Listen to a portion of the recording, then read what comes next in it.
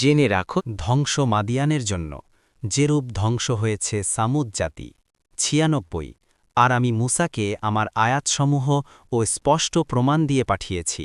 ৯৭ ফেরাউন ও তার নেতৃবৃন্দের কাছে, অতঃপর তারা ফেরাউনের নির্দেশের অনুসরণ করল, আর ফেরাউনের নির্দেশ সঠিক ছিল না। ৯৮ কিয়ামত দিবসে সে তার কওমের অগ্রভাগে থাকবে এবং তাদেরকে আগুনে উপনীত করে দেবে। যেখানে তারা উপনীত হবে সেটা উপনীত হওয়ার কতই না নিকৃষ্ট স্থান। ৯৯ আর এখানে দুনিয়ায় লানত তাদের পেছনে লাগিয়ে দেয়া হয়েছে এবং কিয়ামত দিবসেও।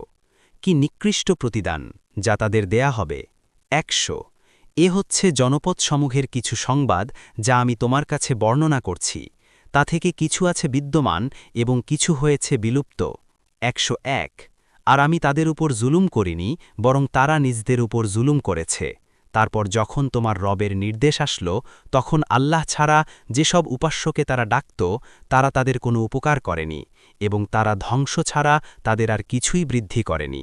১০২ আর এরূপই হয় তোমার রবের পাকড়াও, যখন তিনি পাকড়াও করেন অত্যাচারী জনপদসমূহকে।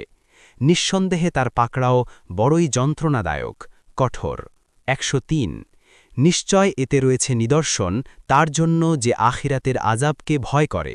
সেটি এমন একটি দিন যেদিন সকল মানুষকে সমাবেত করা হবে, এবং সেটি এমন একদিন যেদিন সবাই হাজির হবে। ১০৪ আর নির্দিষ্ট কিছু কালের জন্যই আমি তা বিলম্বিত করছি। ১০৫ যেদিন তা আসবে সেদিন তার অনুমতি ছাড়া কেউ কথা বলবে না, অতঃপর তাদের মধ্য থেকে কেউ দুর্ভাগা আর কেউ সৌভাগ্যবান।